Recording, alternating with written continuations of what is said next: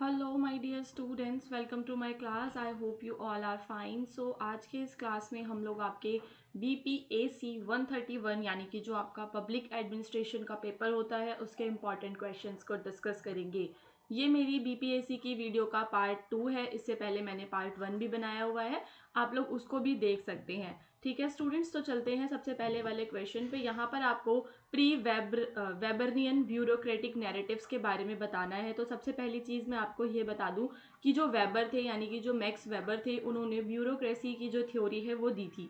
लेकिन यहाँ पर उससे पहले की बात करनी है आपको कि जब वेबर ने थ्योरी नहीं दी थी तो उससे पहले जो ब्यूरोक्रेसी थी वह किस प्रकार की थी। Okay, so pre-Weberian bureaucratic narratives refers to the early forms and ideas of bureaucracy that existed before Max Weber formalization of bureaucratic theory।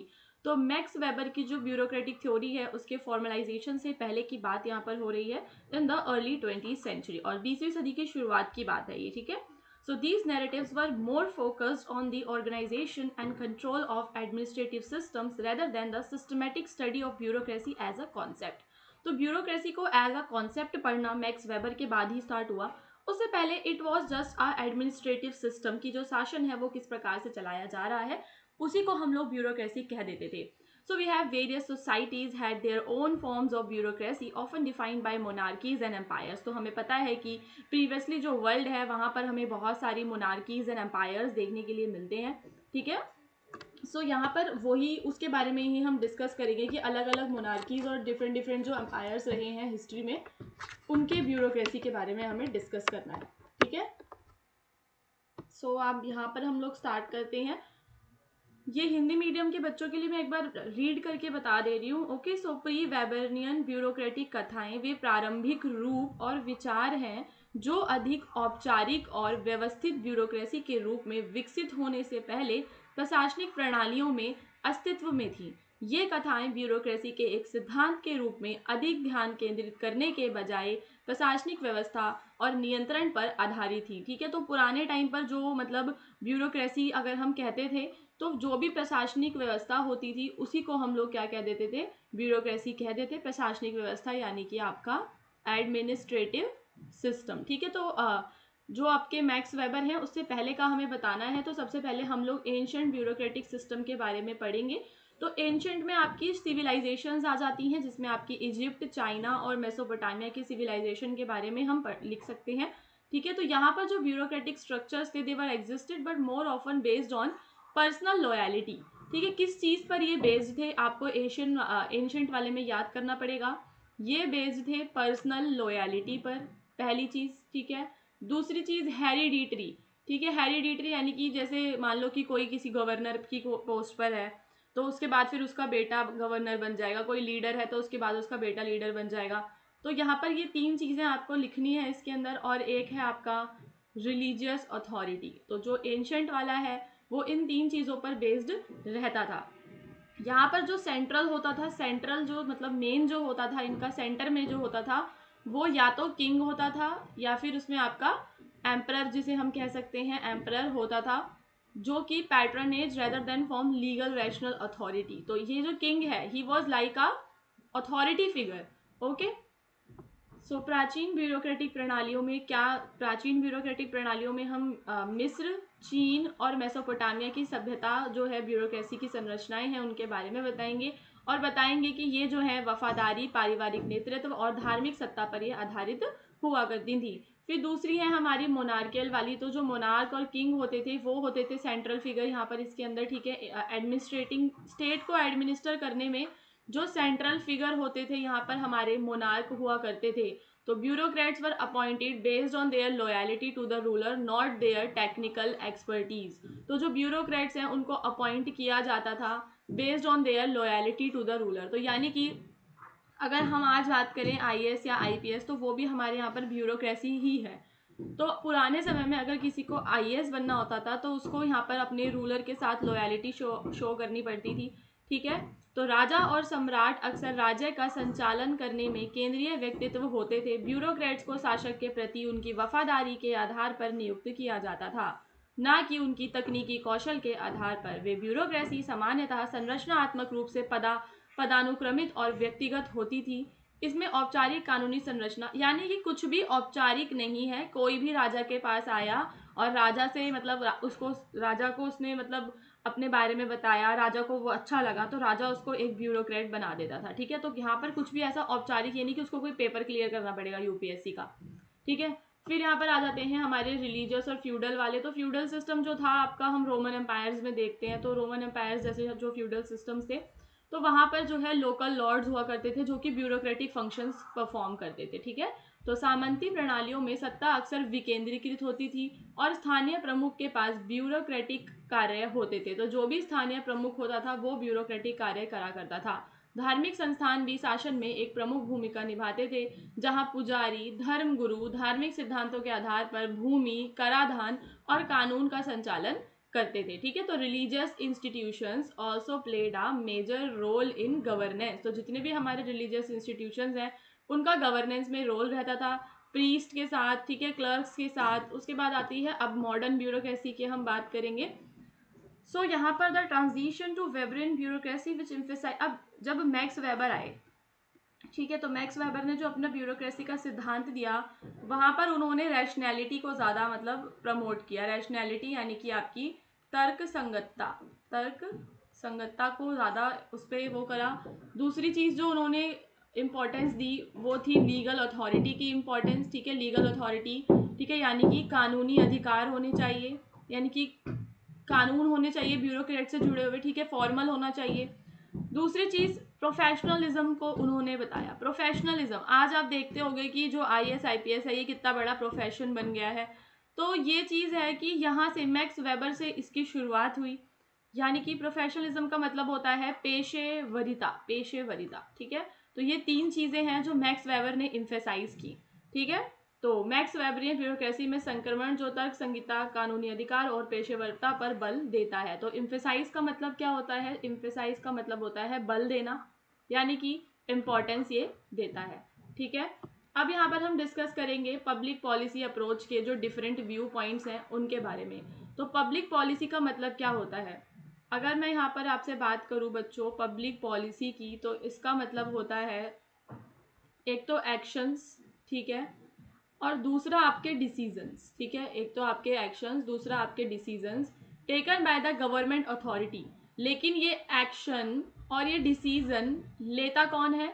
तो ये लेती हैं गवर्नमेंट की अथॉरिटीज़। ठीक है, सरकार की जो अथॉरिटीज़ होती हैं वो लेती हैं, ताकि जो पब्लिक इश्यूज़ हैं, पब्लिक इश्यूज़ जो हैं उन्हें क्या किया जा सके, उन्हें सॉल्व किया जा सके। ठीक है, तो ये तो हो गई आपकी पब्लिक पॉलिसी। ठीक है, ये क्या हो गया आपका पब्लिक पॉलिसी हो गया। तो सार्वजनिक नीति उन क्रियाओं और निर्णयों को संदर्भित करती है जो सरकारी अधिकारियों द्वारा सार्वजनिक मुद्दों को हल करने के लिए लिए जाते हैं। तो यानी कि जो भी हमारे सरकारी अधिकारी हैं, ठीक है, जो भी हमारे सरकारी अधिकारी हैं वो सार्वजनिक मुद्दे जो होते हैं, जिसमें आपका बेसिक वाटर आता है, ठीक है, पानी, बिजली, रोटी, कपड़ा, मकान, पेंशन, तो जो भी सार्वजनिक मुद्दे होते हैं, ठीक है, सार्वजनिक मुद्दों को सॉल्व करने के लिए जो नीतियाँ या निर्णय या क्रियाएं करते हैं, नीतियाँ, निर्णय या क्रियाएं करते हैं,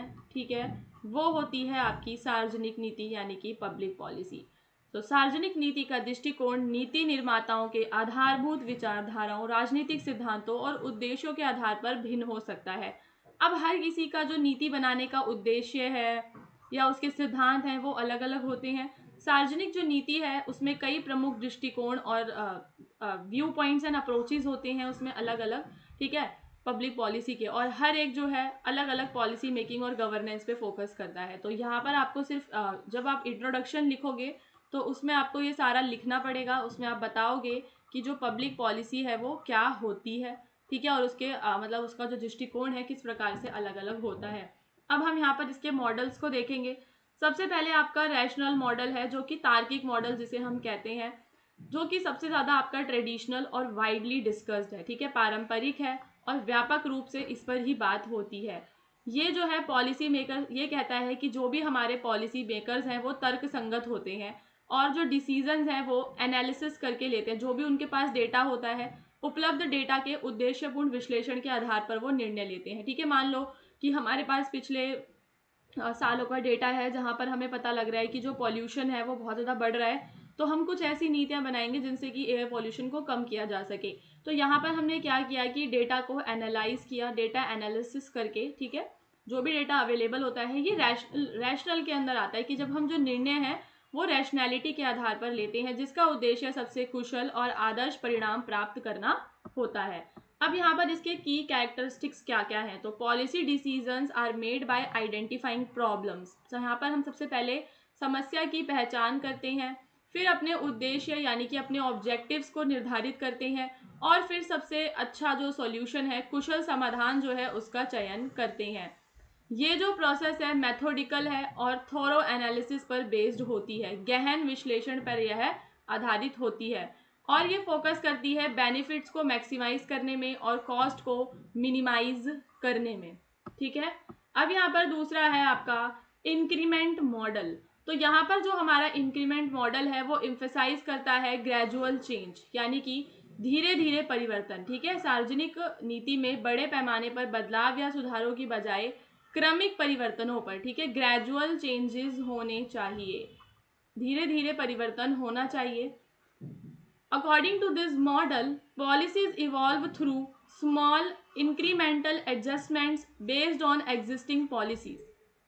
तो यहाँ पर जो नीतियाँ बनाई जाती हैं, जो यहाँ पर जो नीतियाँ बनाई जाती हैं वो एग्जिस्टिंग पॉलिसीज़ के थ्रू बनाई जाती हैं, एग्जिस्टिंग पॉलिसीज़ के थ्रू, यानी कि जो पॉलिसी पहले से चली आ रही थी उसी के अंदर समय के हिसाब से परिवर्तन कर देना, इंक्रीमेंट कर देना, समृद्धि कर देना, जिसको हम कह सकते हैं, ठीक है, वो होता है आपका इंक्रीमेंट मॉडल। ओके बच्चों, तो according to this model policy कैसे इवॉल्व होती हैं, through small incremental adjustment in the existing policies, ठीक है।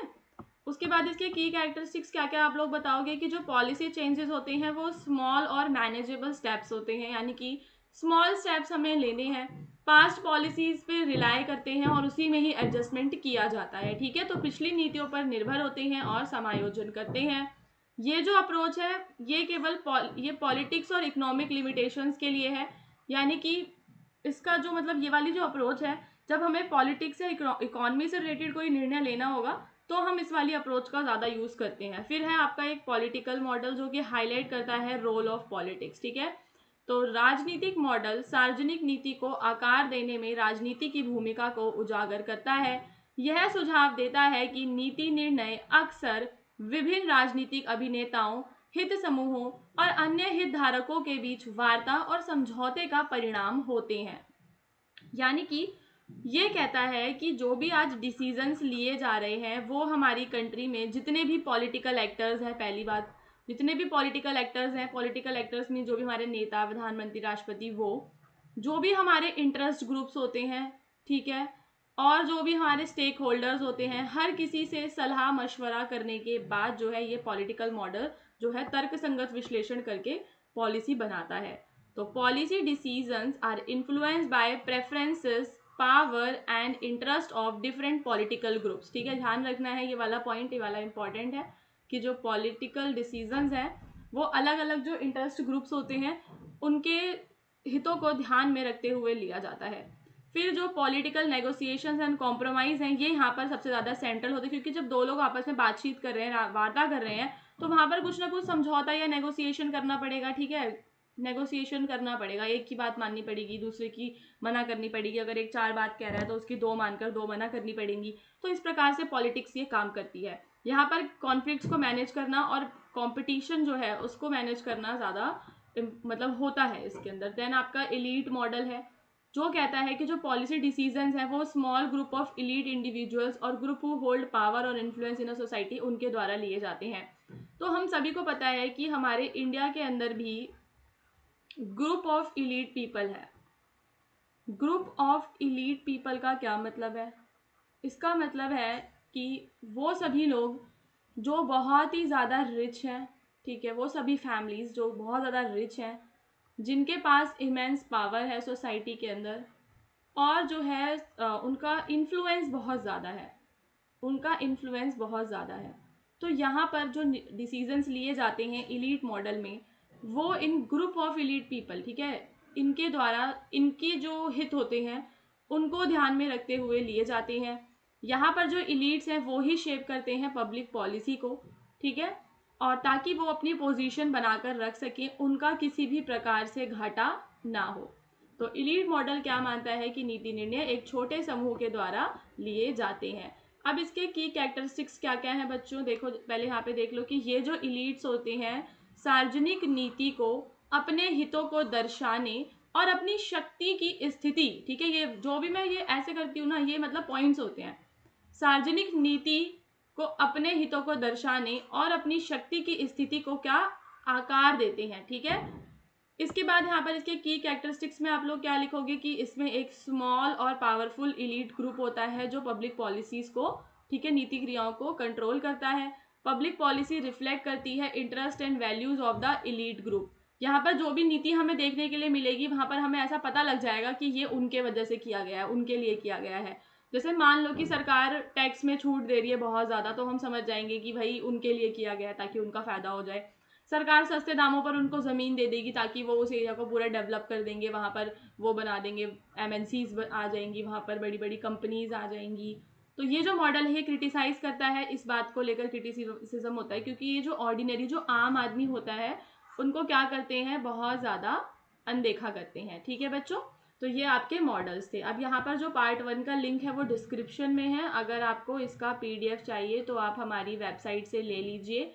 वेबसाइट है हमारी hindustanknowledge.com, ठीक है। अभी शाम तक तो ये वाला PDF उस पर अपलोड हो जाएगा, अगर नहीं होगा तो मुझे कमेंट्स करके रिमाइंड करवा देना ताकि मैं रात को सारे PDF जो है वो अपलोड करवा दूँ, ठीक है बच्चों।